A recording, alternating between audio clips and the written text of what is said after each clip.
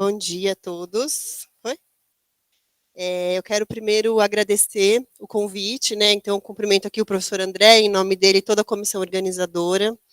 Agradeço também o tempo de quem está aqui assistindo presencialmente, online, afinal de contas, tempo é o único recurso que a gente tem, que a gente não sabe o saldo, né? Quando a gente investe. Então, o tempo é muito valioso. E agradeço também o cuidado, né, com o convite. É um prazer apresentar o nosso trabalho lá do Lafatex e ter estado aqui esses dias. As alunas fizeram apresentações orais também, então agradeço muito. Além dessa apresentação do que eu fiz, do que eu sou formada, que é claro que é importante, né, eu gosto, e já apresentou aqui também o que a gente faz lá no Lafatex, eu gosto sempre de começar me apresentando de verdade. E de verdade eu gosto de dizer, primeiro de tudo, que eu sou mãe. Acho que essa é a coisa mais importante da minha vida. E a maternidade, ela tem um entrelaçamento natural com o meu trabalho, com a minha trajetória profissional. Eu gosto muito de falar isso, até coloquei essa foto aí dos nossos pés, meu e das minhas filhas, porque, de fato, ser mãe, né, me ensinou e me ensina a cuidar com empatia, escuta e responsabilidade. E ouvindo todas as mulheres que falaram aqui antes de mim, eu fiquei pensando sobre isso esses dias e penso que essas qualidades, a escuta, a empatia, a responsabilidade, são essenciais no trabalho também com cannabis, porque quando a gente trabalha com cannabis terapêutica, que é o nosso trabalho lá no Lafatex recentemente, uma parte desse nosso trabalho, eu preciso sempre escutar as mães que estão buscando alternativas para os seus filhos, as mulheres que estão buscando alternativas para a sua saúde, eu vou falar daqui a pouco sobre isso, e também as pessoas que estão buscando alternativas seguras, né, de tratamento, e isso tem sido o meu cotidiano. Então eu gosto de dizer que a experiência de ser mãe aguça essas qualidades em mim, e me faz ver a necessidade, né, de olhar o outro sempre com esse cuidado. Então, assim que eu levo não só o meu trabalho de pesquisa, mas o cuidado com as minhas alunas, com o meu grupo de pesquisa também. Para falar de desenvolvimento de medicamentos com cannabis, eu gosto sempre de começar falando sobre o que leva a gente, o que levou, né, o Lafatex, o grupo de pesquisa que eu coordeno, a trabalhar com cannabis. Então, começo dizendo sempre dos inúmeros casos de sucesso que a gente tem com a terapia canabinoide. Então, a gente sabe muitos relatos de caso, para além daquilo que existe evidência científica robusta, vamos dizer assim, as inúmeras relatos que a gente ouve de pacientes, né, dos usos dos medicamentos à base de cannabis. Além disso, a gente sabe que a ciência já mostra hoje as evidências robustas para algumas síndromes raras. E eu acho que a gente está no caminho de mostrar evidências para outras tantas doenças e queixas. A gente sabe que o uso de medicamentos à base de cannabis, e eu estou falando aqui à base de cannabis, porque a gente tem estudado lá no laboratório os extratos ricos em CBD, mas a gente sabe de outros tantos compostos que têm benefícios e potenciais terapêuticos para serem explorados também.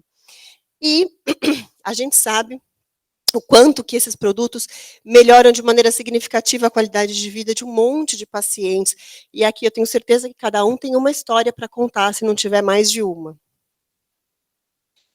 Além disso, do ponto de vista da ciência, e sempre que eu pego o microfone para falar desse assunto, eu represento a instituição de ensino e pesquisa para a qual eu trabalho, né? Eu gosto sempre de dizer que, recentemente, houve um aumento, nos últimos 5 anos, de 300% do número de estudos científicos de produtos à base de cannabis e de cannabis para uso em saúde. E isso é reflexo do interesse acadêmico. Então, lá na Unicamp, a gente tem uma disciplina de chama, né, cannabis medicinal, mas eu falo para os alunos que a gente fala, na verdade, é de maconha, né, é isso que a gente conversa todos os dias. A minha aula está sendo exatamente nesse momento, então eu tenho um colega dando aula exatamente agora, das 8 às 10, na quinta-feira. E esse número de estudos também indica a necessidade da gente fazer pesquisa baseada em evidência, porque as soluções terapêuticas que a gente busca, se a gente está pensando em termos de saúde pública, a gente também precisa comprovar para o gestor público essa questão da necessidade de evidência científica robusta. Para além disso, no mundo, né, a gente sabe que a cannabis está em destaque, principalmente nos países que ela já vem sendo estudada há muitos anos, Israel, Canadá, entre outros.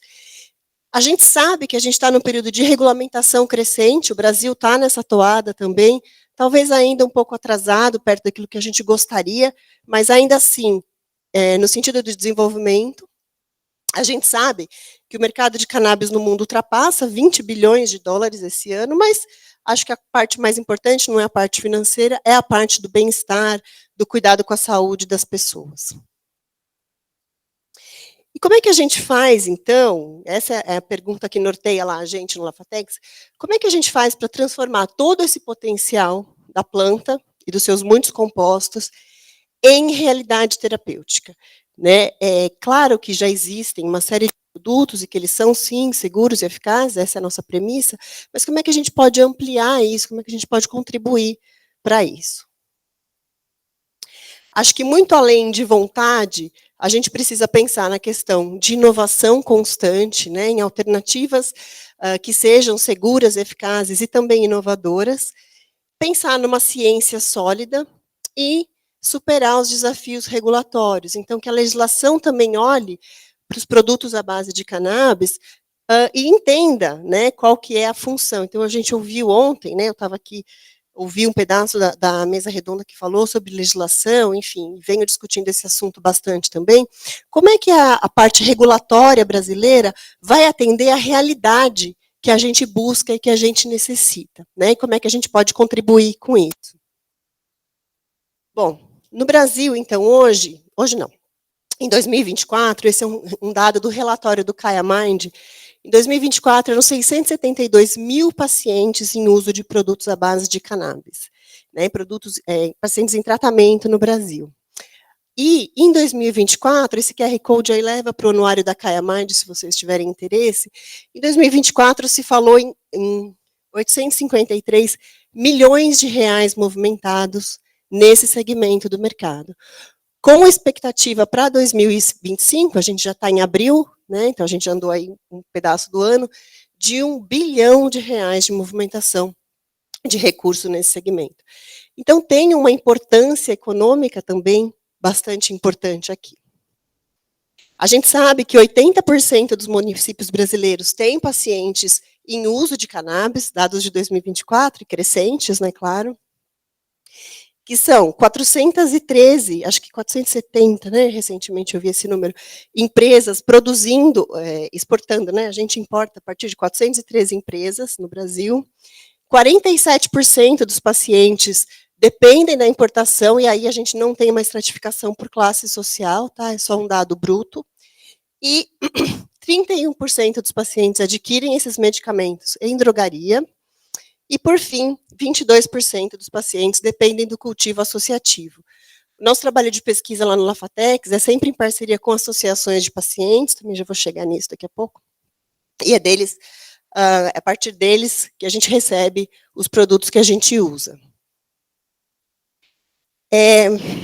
Não tenho como falar de desenvolvimento de medicamentos sem falar da RDC 327 de 2019, porque é ela que norteia o nosso trabalho, norteia e limita, né, se for falar a verdade, norteia e limita o nosso trabalho. Essa legislação, então, ela vai falar dos procedimentos para concessão de autorização sanitária, fabricação, importação e comercialização, prescrição, enfim. É uma legislação extensa, que tem alguns pontos que eu vou destacar aqui, porque são os que a gente tem uma interface direta lá no nosso laboratório. Então, primeiro, né, os produtos de cannabis, de acordo com essa RDC, eles estão liberados, né, autorizados para utilização por via oral e nasal. No Brasil, não tem produtos registrados para via nasal, tá? Então, só existem produtos para via oral.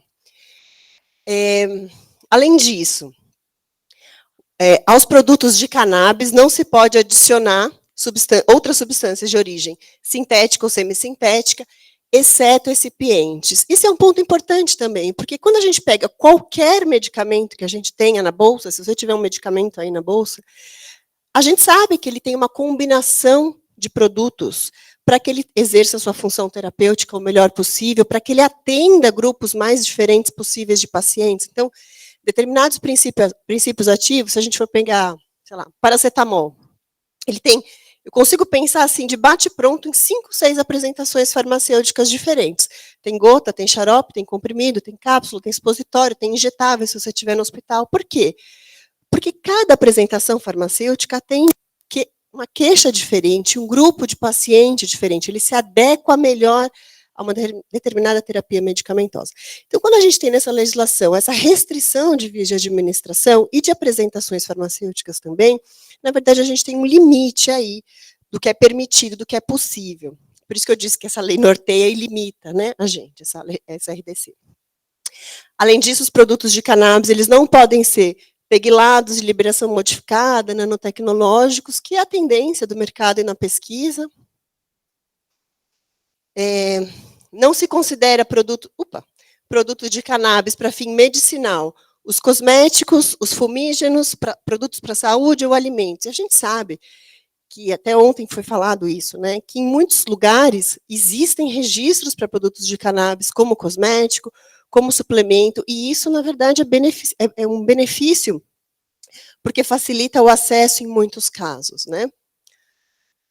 Não estou aqui excluindo a necessidade de haver registro como medicamento, não é isso, estou dizendo que a gente precisa pensar em todos os segmentos possíveis, até porque, para muito além dos canabinoides, a gente tem na planta uma quantidade de benefícios possíveis e potenciais possíveis, para a gente fazer, por exemplo, produtos prebióticos com as fibras, que são resíduo, né, após a extração dos canabinoides, enfim, com as raízes, com as folhas, tem tanta coisa que a gente gostaria, né, de fazer, estou falando a gente, porque o meu grupo de pesquisa, mas outros com os quais eu colaboro também.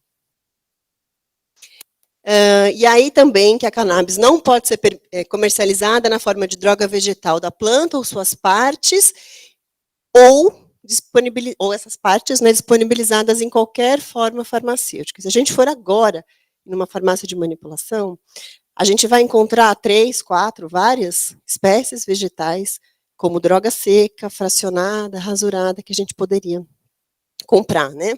Mas não a cannabis. Está na legislação. E não se pode, de acordo com essa legislação, manipular as formas farmacêuticas magistrais. Então, a farmácia de manipulação não tem autorização para manipulação desses produtos até esse momento. Então, como eu já disse, essa legislação é um limite importante para a inovação, então a gente pensa em vias de administração.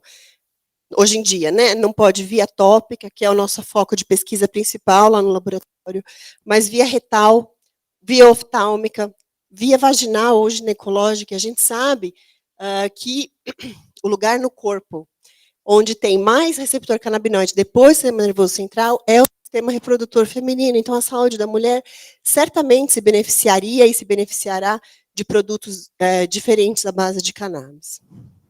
Além disso, essa legislação ela é também uma limitação importante para as apresentações farmacêuticas que existem. Então, diz lá que só pode o óleo para uso oral e nasal, então falta. Produtos dermatológicos, sólidos diferentes, eventualmente supositórios, vou mostrar um estudo para vocês daqui a pouco, e outras apresentações farmacêuticas possíveis para as quais, para outros princípios ativos, a gente tem disponíveis no mercado.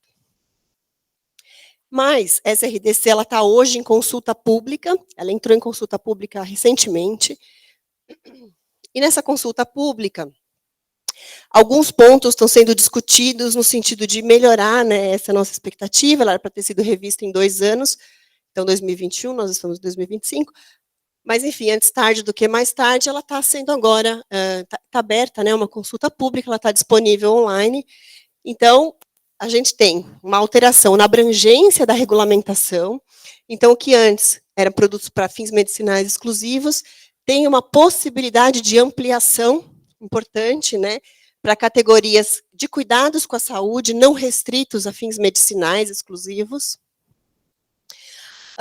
Alteração na classificação, então o que antes a gente tinha, que produto de cannabis era qualquer produto, né, a gente vai ter uma alteração na definição da legislação, então que produto de cannabis passa a ser qualquer produto industrializado contendo partes das plantas ou seus derivados, então uma alteração importante, com finalidade terapêutica, preventiva e de cuidado. Então é uma ampliação aí das nossas possibilidades, né? E essa legislação também vai trazer uma distinção importante entre os canabinoides isolados e os extratos da planta. Isso é importante também, porque vai levar a nossa situação, que é hoje, né, uma restrição. A gente vai ter agora a distinção de nomenclatura entre fitofármaco isolado e extrato vegetal. Isso é importante porque vai facilitar a questão da indicação do perfil farmacológico, de segurança, indicação terapêutica e regulamentação adequada para cada tipo de produto diferente. Então, alguns produtos vão precisar possivelmente ser tarjado, com receita controlada, sim, mas talvez a gente tenha agora as possibilidades mais flexíveis em termos de registro e comercialização. Essa nomenclatura também é importante, porque vai alinhar, né, os produtos brasileiros com o que a gente tem em nomenclatura internacional, inclusive, isso é um ponto importantíssimo, e também melhora a rastreabilidade e o controle de qualidade.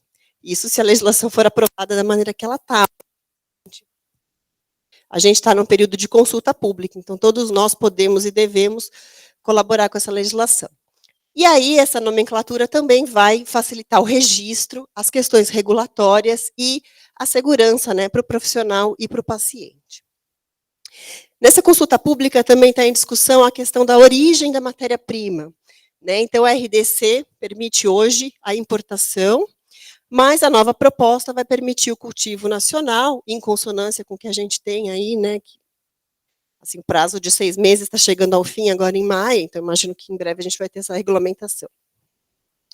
E os requisitos também de controle de qualidade também vão ser revistos nessa consulta pública da RDC 327. Com relação ao limite de THC, que é um ponto importante, né, a legislação vigente estabelece o limite de 0,2%, ele vai continuar sendo um norte, mas a gente talvez consiga, mediante, né, a apresentação de estudos, mesmo o 0,2% ainda sendo um limite importante, a gente consiga propor o desenvolvimento de outros produtos. E um ponto essencial dessa legislação é com relação à comercialização, porque hoje a gente tem a venda com prescrição, claro, a gente tem o cultivo associativo, o autocultivo, a gente tem as drogarias, né, as importações, mas é possível que a gente consiga agora ter uma ampliação dos canais de comercialização, levando em consideração o tipo de produto e o risco. E isso tudo está relacionado diretamente com o desenvolvimento de novos produtos para a saúde, né? E também novas vias de administração. Então, essa legislação, ela prevê, além do uso oral, o uso sublingual, que é uma via de administração diferente do ponto de vista teórico, pelo menos, a via de administração tópica e a via de administração inalatória, que é diferente da via nasal. Então, a via nasal, a gente tem como alvo a mucosa nasal, o eixo nariz-cérebro, tem um volume limitado, né, tem uma ação rápida, tem uma absorção rápida para ação sistêmica, e evita o metabolismo de primeira passagem hepático, que é um ponto importante do uso de medicamentos pela via nasal. E é uma vantagem em comparação à via oral. Quando eu uso medicamento pela via oral, eu tenho uma fração muito grande sendo metabolizada pelo fígado. E, quando eu falo de administração inalatória, eu tenho uma absorção extremamente rápida. Então, uma via importantíssima como alternativa terapêutica para alguns casos e algumas queixas específicas. E aí, a gente pode ter uma dose mais precisa, a depender do tipo de formulação farmacêutica que a gente vai propor. E esse, sim, é um alvo de estudo e de interesse lá do nosso grupo. Incluí isso aqui agora, porque a gente vai fazer, dia 8 de maio, um evento lá na Unicamp, junto com o CRF São Paulo, de discussão dessa consulta pública. Vocês estão todos convidados, está aqui o link de inscrição para quem é farmacêutico, QR Code, os não farmacêuticos podem se inscrever por e-mail. Esse evento vai ser transmitido online até a hora do almoço, que são as apresentações, e no período da tarde a gente vai propor, então vai dividir, né, o spoiler do evento, a gente vai dividir os participantes em grupos e a gente vai propor uma carta em conjunto para contribuir com essa consulta pública. Isso vai acontecer dia 8 de maio, e a ideia é que a gente consiga sair de lá com um documento ou acabado, ou quase acabado, para contribuir com a consulta pública, e é importante que vários estratos da sociedade, então não só pacientes, prescritores, cuidadores, que todos contribuam, né? É uma legislação que vai determinar aí o futuro, determinar no sentido de nortear, mas também de limitar, né, os nossos estudos aí. Bom, a RDC, a portaria 660 de 2022, que a gente achou que ia entrar em discussão, ela permanece igual, que diz em respeito à importação de produtos de cannabis para fim medicinal. Tem hoje uma lista de documentação e uma simplificação na importação, que já está vigente no Brasil, e a gente sabe que a questão de quem comercializa esse produto é bastante rigorosa com relação a 660. Ela permanece igual, pelo menos por enquanto. A gente sabe que também, né, essa decisão do STJ do plantio de cânhamo deve ser regulamentada em breve, então deve acontecer junto com essa consulta pública, né, da RDC 327, então no sentido de facilitar ou de ajudar a gente na questão do cultivo nacional, e a gente sabe que isso tem um potencial importante de melhorias, né, então o cânhamo produzido no Brasil, claro, uma série de regras e limitações, mas a gente sabe que vai ser, esperamos, né, uma possibilidade da redução do custo dos medicamentos, considerando a produção local, né, espera-se isso, que esses produtos sejam mais competitivos em termos financeiros também, que haja um incentivo à pesquisa e inovação, incluindo programas de melhoramento genético. Eu trabalho bastante com uma colega da Embrapa, que tem um banco de germoplasma riquíssimo, né, com várias características genéticas diferentes de plantas, e que isso estimule também a expansão do setor agroindustrial, aumentando o número de empregos nessa área e a competitividade brasileira. O Brasil tem um potencial, né? Todo mundo que fala desse assunto, que conhece o assunto do agro, sabe que o Brasil tem um potencial importante para competir nesse mercado. Bom, o ano passado também a cannabis voltou à farmacopeia brasileira, saiu, ela esteve na farmacopeia até 1959, saiu, passou então a ser reconhecida, eu acho até graça a gente falar isso, né, mas passou a estar escrito na farmacopeia brasileira, que é uma planta de interesse farmacêutico e médico, e eu espero que isso facilite a regulamentação e também as pesquisas, né. Então, na terça-feira, quando as minhas alunas estavam fazendo a apresentação oral, até houve uma pergunta com relação ao uso, né, aos estudos com THC, e de fato hoje a gente não tem autorização de pesquisa para trabalhar com THC. Então, o que a gente tem hoje é autorização especial de pesquisa da Anvisa para trabalhar com canabidiol exclusivamente. Então, talvez a planta estando na farmacopeia facilite um pouco o nosso acesso aos vários produtos diferentes. A gente tem interesse em outros canabinoides também, claro, para desenvolvimento de produtos variados. Quando eu falo, né, do desenvolvimento de novos produtos à base de cannabis, eu gosto sempre de deixar claro que o que a gente tem disponível hoje é sim seguro e eficaz. Claro que sim. Eu mesma tenho um frasquinho de CBD na minha bolsa agora, proveniente de uma associação de paciente com a qual eu trabalho, qual eu sou associada também. Mas isso não pode ser excludente do desenvolvimento de novos produtos e de novas possibilidades terapêuticas para incluir mais queixas, mais situações de saúde diferentes e mais pacientes possíveis. Então, que a gente está numa encruzilhada aí, nesse momento, da necessidade de investigar alternativas de administração para quê? Para maximizar o potencial terapêutico dessa planta que tem tantas qualidades. Eu não preciso dizer aqui para esse público, eu sempre, né, quando eu estou em congressos específicos de cannabis, eu sempre digo que eu não preciso ficar fazendo uma defesa da planta, que todo mundo que está aqui compreende.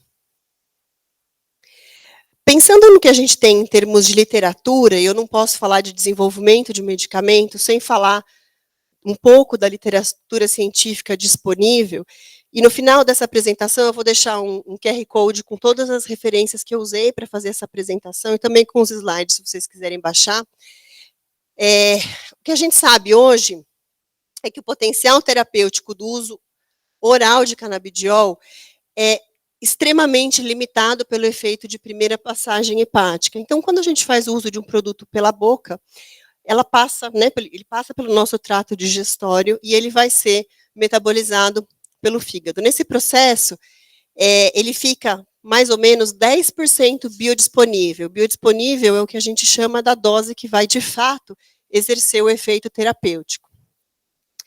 Então, nesse estudo aqui, que é um estudo de 2021, ele fala que depois da administração oral de um produto contendo canabidiol, a gente encontra 40 vezes mais o metabólito inativo do que a fração ativa pronta para fazer a sua ação terapêutica esperada. Pensando em outras formas farmacêuticas, esse é um estudo que eu gosto muito de apresentar, que é um estudo feito em humanos, não foi feito no Brasil, e está publicado, está aqui a referência dele, depois vocês podem pegar a referência completa, se vocês quiserem.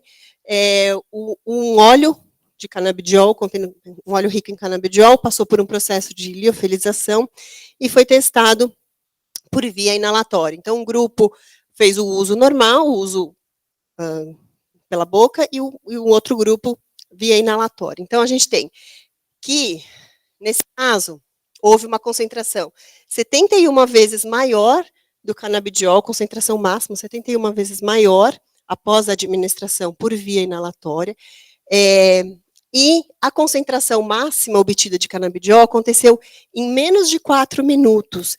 Isso quer dizer 32 vezes mais rápido do que a mesma dose administrada por via oral. Isso é uma coisa relativamente simples de se compreender, porque o trânsito, né, o trajeto do medicamento pela via oral, ele é outro. E pela via inalatória, a via pulmonar é uma via extremamente enriquecida, vascularizada, e a absorção é muito favorecida. Quando eu comparei lá a via inalatória com a via pulmonar, eu escrevi, né, que a via inalatória, a absorção é extremamente rápida. Esse é um outro estudo que fez que apresentou, né, um estudo que desenvolveu transferomas. Transferomas são formas farmacêuticas, são recursos tecnológicos farmacêuticos para fazer uma partícula nanotecnológica, né, está escrito lá na RDC que não pode, mas esse estudo não é brasileiro.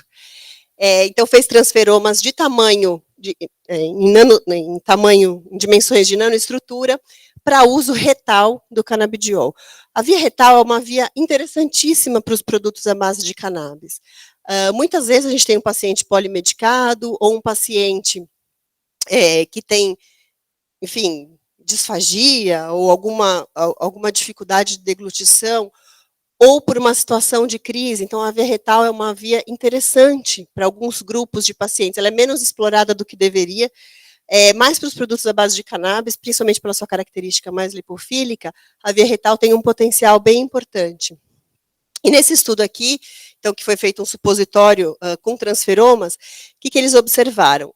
Uma otimização do delivery de canabidiol, então uma dose menor atingiu as concentrações terapêuticas ideais, e, para além disso, houve uma maior estabilidade do produto, e a gente sabe que os produtos à base de cannabis, eles são bastante instáveis, né, a luz, a temperatura, e uma maior biodisponibilidade, ou seja, daquela dose do medicamento, uma fração maior estava biodisponível para exercer a sua ação terapêutica.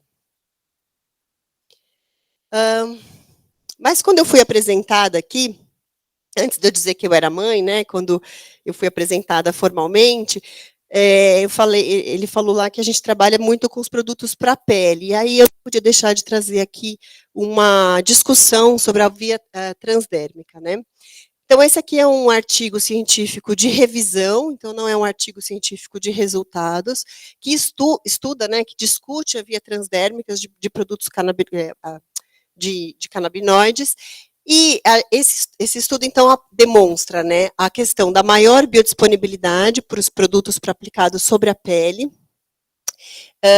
chegando à circulação de uma forma mais eficaz e, eventualmente, mais segura, pensando em dose, né, em doses menores, e a manutenção da concentração plasmática, ou seja, o ativo permanecer na circulação sistêmica pelo maior tempo possível. Além disso, esse estudo ressalta, né, a questão de um produto de via tópica driblar o efeito de primeira passagem, ou seja, não ser metabolizado pelo fígado, pelo caminho natural da absorção desse produto, e além do que é um método conveniente que, em geral, facilita a adesão do paciente, principalmente o paciente que depende de cuidado. Então, não usar a via oral pode ser um facilitador do uso de alguns produtos para algumas queixas específicas. É claro que para algumas queixas a via oral não deixa de ser o ideal. E esse estudo também apresenta a questão de produtos para a via transdérmica que vão atingir a circulação, que vão ter um potencial para ação local, então para tratamento local, ou para via sistêmica. Então, você aplica o produto em um determinado local e ele tem uma ação distante do local onde ele foi aplicado.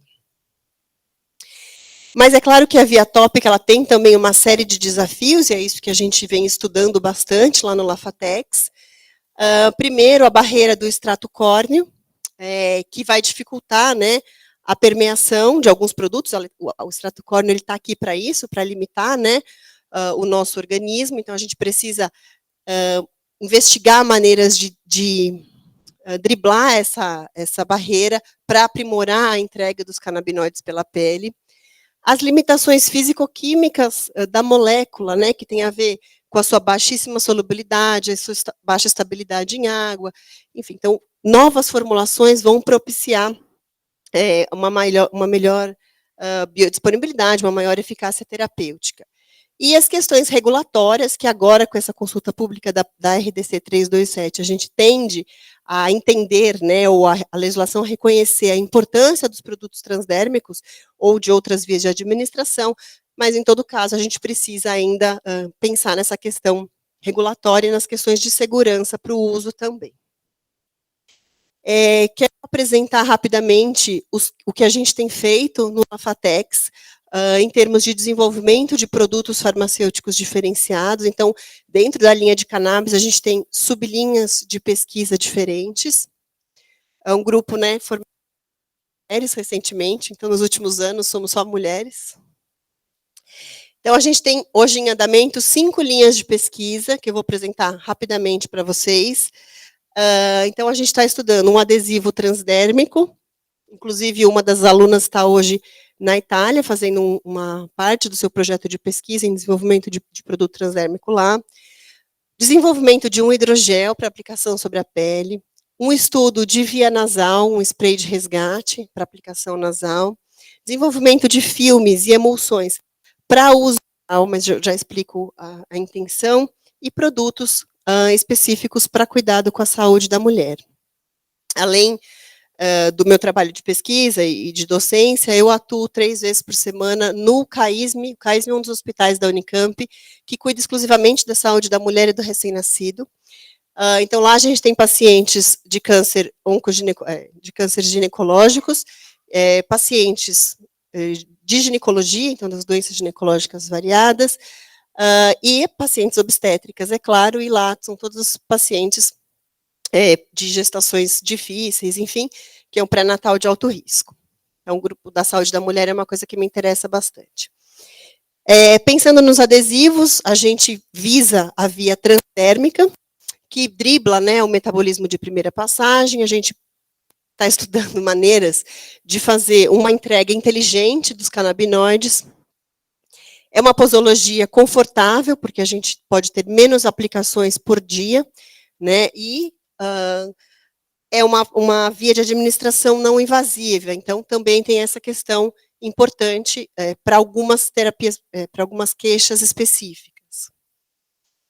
E aí, então, o que a gente busca? Um produto que vai ser aplicado na superfície da pele, de um tamanho não muito grande, né, para ser confortável.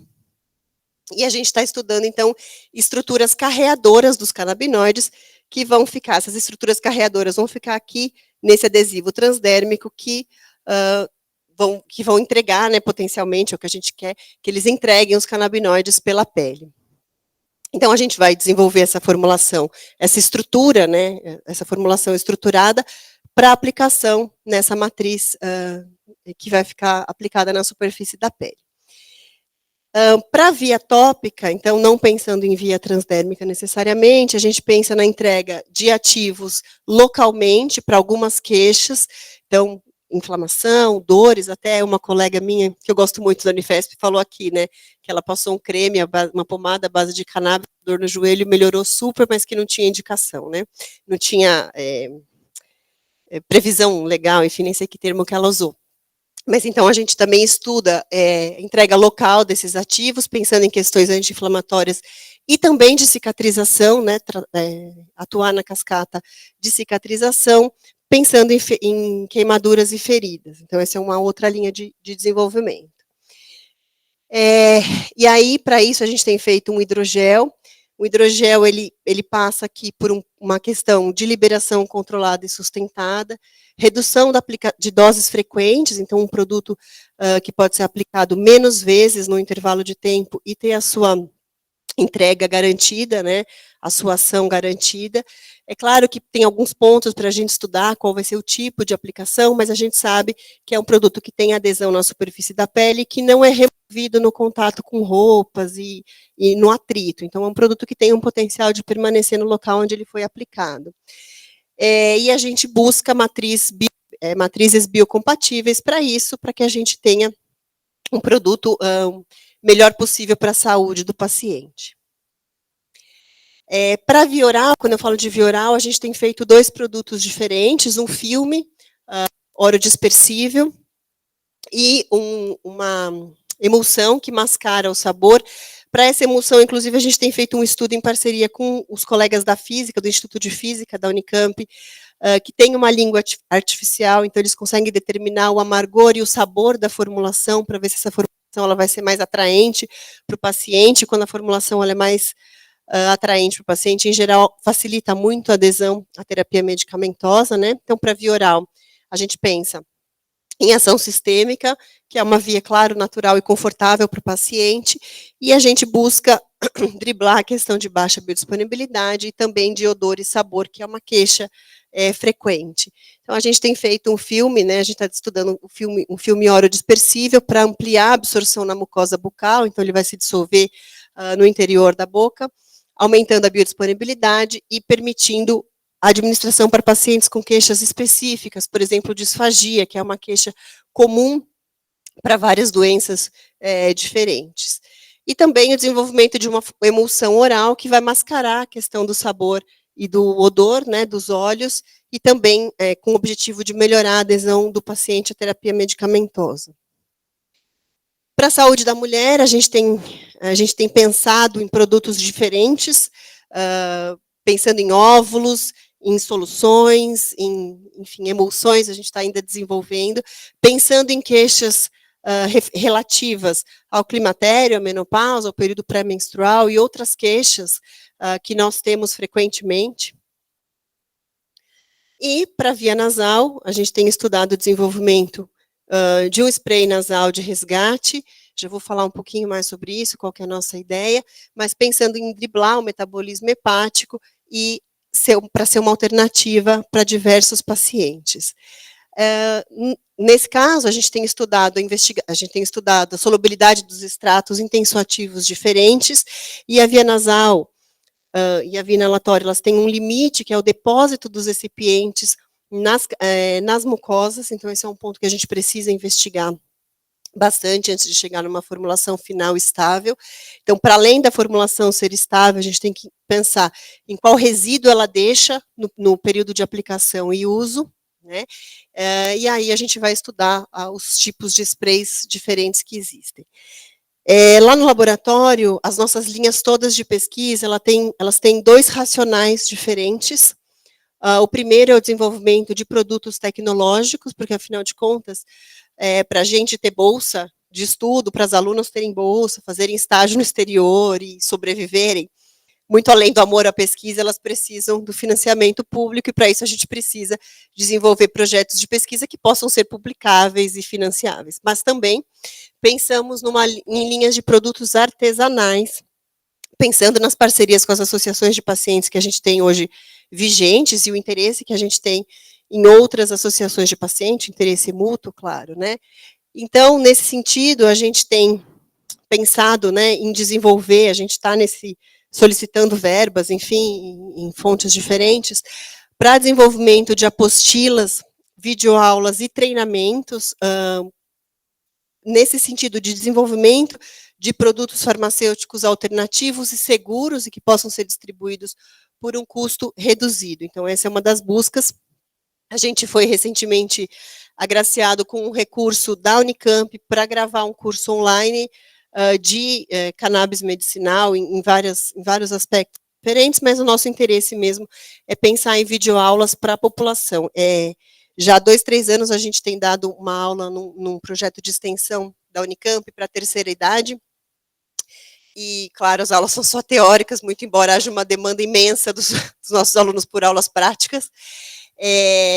Então, a terceira idade, assim, a gente tem dado aulas em turmas cheias, com muito interesse dessa população também, inclusive em produzir determinados medicamentos, né? Claro, a gente explica as questões legais, as questões regulatórias, né? Mas cada um seus desejos, seus anseios. Para encerrar, então, aqui a minha fala, eu quero dizer o que eu já disse pelo menos outras 2 vezes, que os produtos que existem, eles são e são eficazes, sim, mas que isso não pode limitar a busca por outros produtos, por outras alternativas terapêuticas. Então, buscar ampliar o arsenal terapêutico é essencial para que a gente atua e que a gente trate mais queixas diferentes. E eu sempre digo isso, sempre que eu tenho a oportunidade do tempo, né, e de ser ouvida, eu falo da necessidade de estimular a pesquisa, não só a minha, mas a pesquisa que fala desde o desenvolvimento, seleção genética, clima, solo, temperatura, métodos de extração, de secagem, estudos clínicos variados, enfim, estimular a pesquisa, e também não só na área de cannabis, né, no Brasil a gente precisa de pesquisa em todas as áreas, a gente tem grupos de pesquisa super competitivos internacionalmente, nacional e internacionalmente, que a gente precisa, de fato, apoiar as pesquisas em todas as áreas. Através desse QR Code, se vocês quiserem escanear, vocês vão encontrar esses slides e também as referências que eu usei para fazer essa apresentação. Fiquem à vontade, eu fiz com essa intenção mesmo, que vocês tenham acesso a essa apresentação e usem, e fico à disposição aqui. Convido vocês para seguirem a gente no Instagram, né, @lafatex.unicamp, onde a gente fala das nossas pesquisas com bastante frequência, a gente fala do que a gente está fazendo, e deixo aqui, então, o contato, e fico à disposição para as perguntas aqui, e mais para frente, se vocês quiserem ou tiverem ideias depois. Obrigada de novo.